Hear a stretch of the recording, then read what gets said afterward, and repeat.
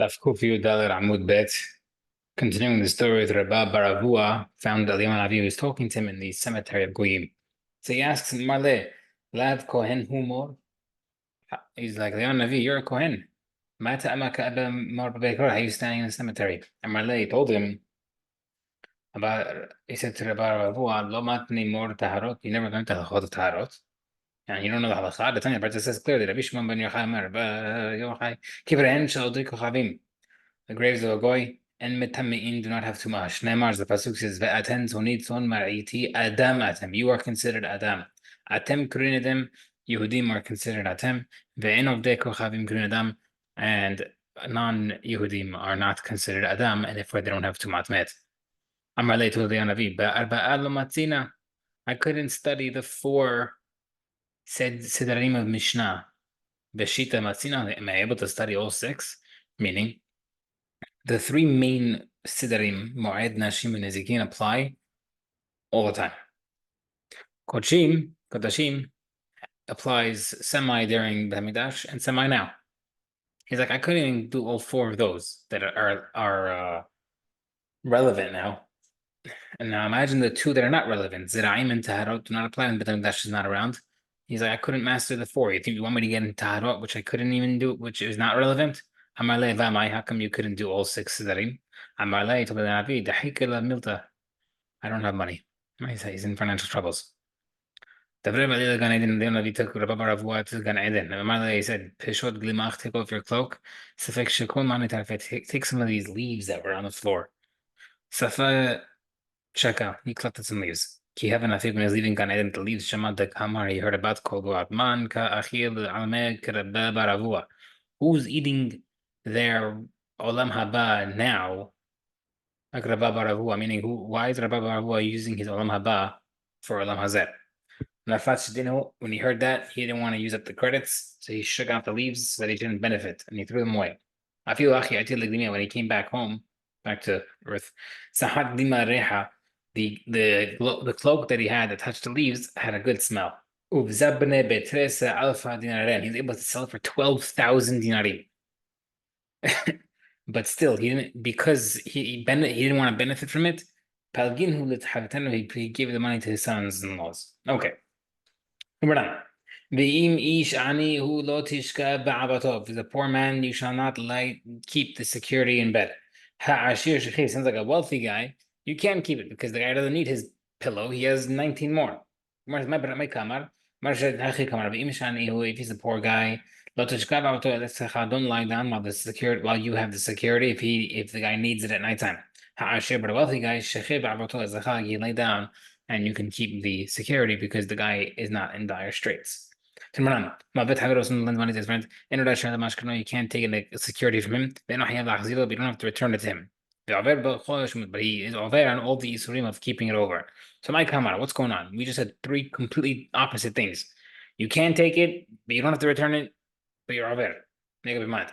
Someone lends money to his friend, you can't steal the security from him. But if you did get a security from him, you have to give back to him when he needs it. And if you do not give it back to him when he needs it, asefa, that is when, if you don't return it when the guy needs it, then you're over on the Isurim. That's how he explains the Braita. He can't take security from him. But if he did take it, he has to give it back to him whenever he needs it. That only applies, you have to give it back to him when he took the security after the loan happened. I mean, it wasn't done at the time of the loan. But if you took the security at the time of the loan, you don't have to return it to him. Very interesting. When the end of the right says you're over on all the isurim, referring to the first case where you took it after the loan was made, and you're supposed to give it back to him when you needed it, and if you didn't, you're over. Tanada Shizvi Kamedava.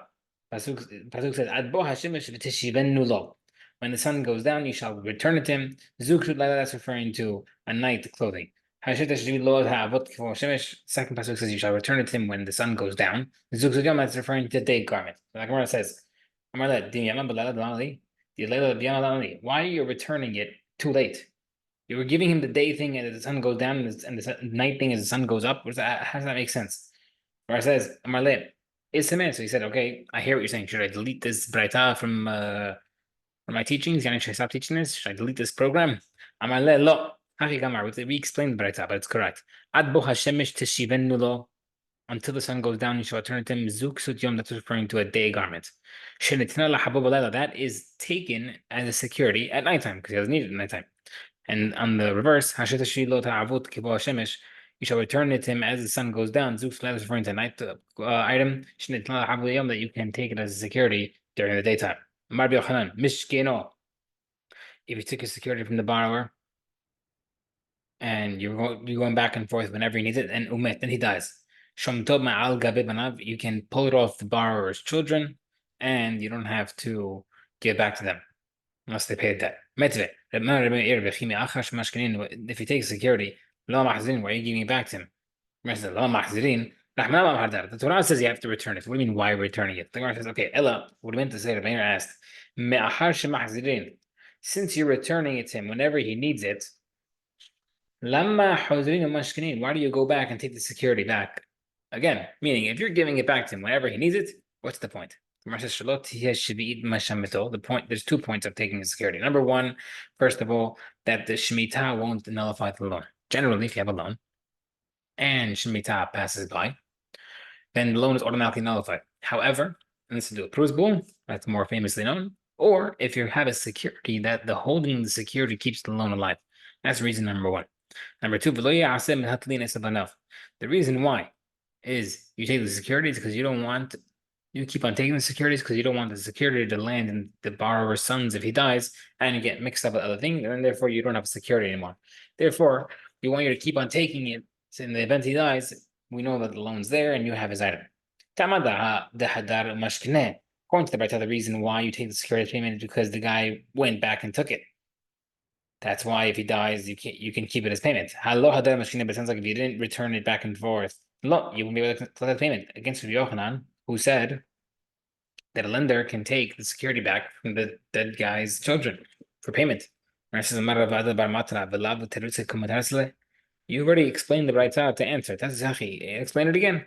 Now that you have to return it whenever he needs it, why do you have to take it in the first place? Right? For those 2 reasons, the Shemitah and the inheritor's reasons. But otherwise, the lender doesn't have to be actually holding it when he dies in order to take it back. So if they give it back when the guy dies, you can grab it again, and that's it. Pay me. Turn around. The pasuk says you should not enter his house to take the security. It sounds like you can't go to his house. But you're able to go to the guarantor's house. Very interesting concept. You lent money to Shimon, and Reuven was the guarantor. Sounds like the pasuk is telling you that you're able to go to Reuven, the guarantor's house, to take a security because you can't take it from the borrower. Another pasuk says, right? Take his garment because he's a guarantor. Another pasuk says,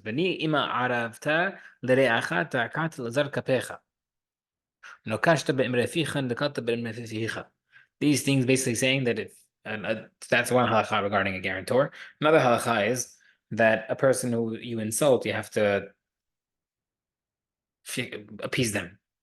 עשה זאת לבוא בני והסר ברכת לכף רעך לך התרפס אותה רעך, go fix what you did, go treat him well so that he forgives you. So אם ממון יש לה בידך, if he has your money because he's the guarantor of your loan, התיר לו פיסת יד, open up his hand to pay him.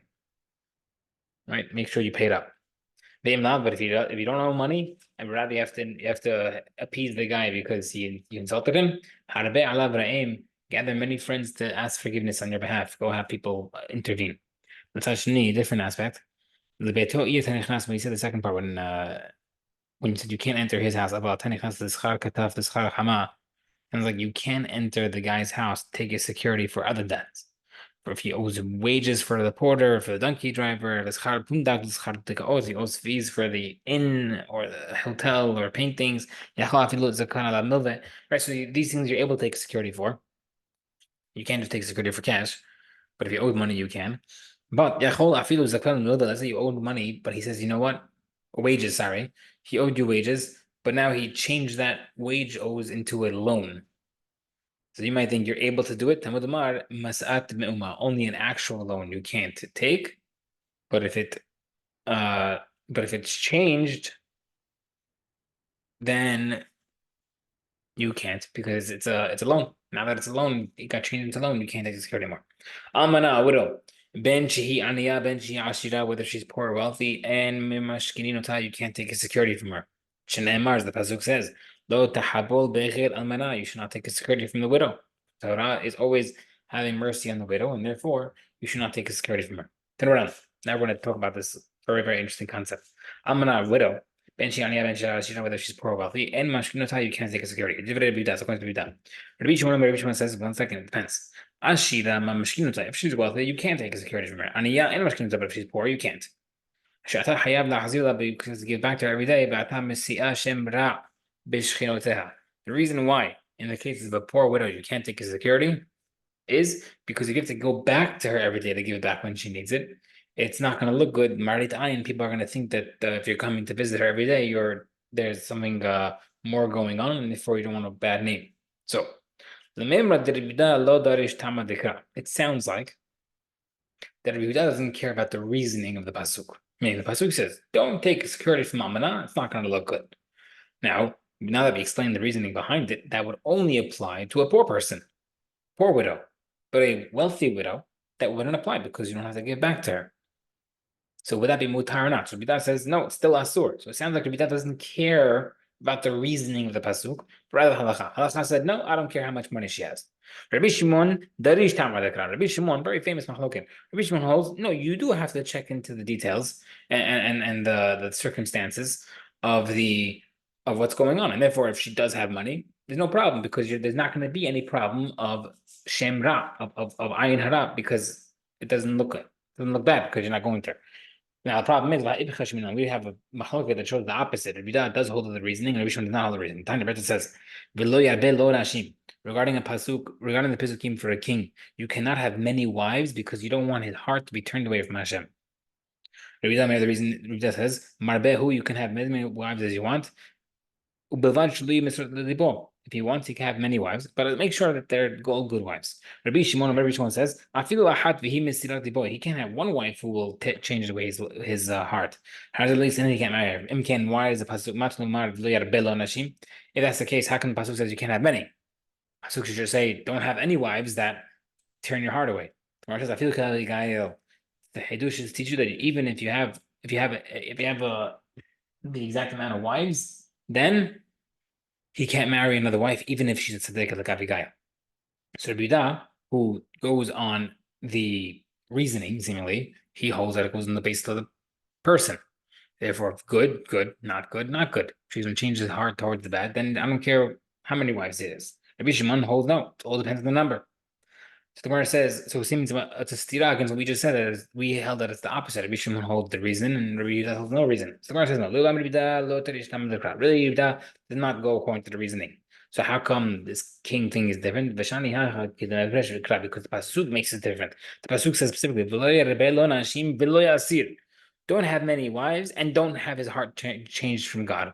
What's the reason that you can't have many wives? Because we don't want his heart to turn away. Therefore, Bidah says that's the case. Then even one bad wife is asur. Rabbi Shimon also is different. Really, we do hold the pasuk reasoning. The pasuk there said, "Do not increase." I don't need the pasuk of "Don't turn his heart away." We'll understand why can't you have many? Because we don't want his heart to turn away. So how can the pasuk wrote also the part of we don't want his heart to turn away from God? And teach you that even if he has one woman, one wife, and she's bad, you shouldn't marry her. We don't care about the number, right? So we care about both. We care about the number and the hashkafa of the lady. Okay.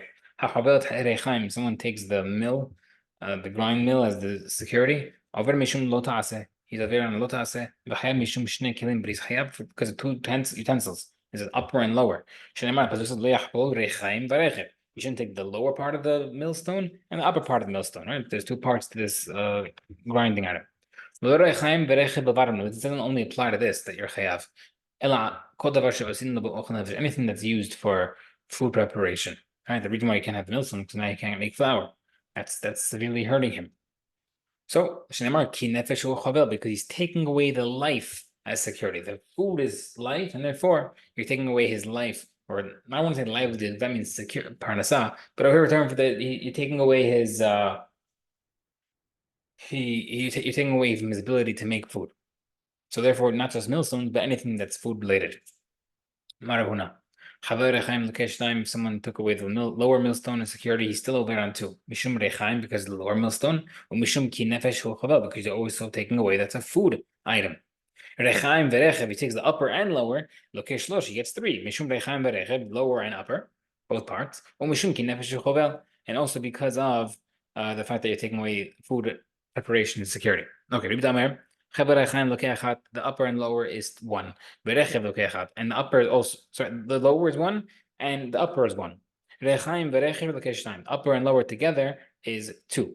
So how can we not get how can you agree with Rav Huna who holds that you get another one for taking away the food, right? There's a separate isur for that. So he says that pasuk is l'shar dvarim hu da'ata. That's teaching you other stuff. The pasuk taught you lower and upper millstone is 1 and 1. That extra pasuk of don't take away life, that means don't take away other food preparation items. That will be over a separate isur. Amen.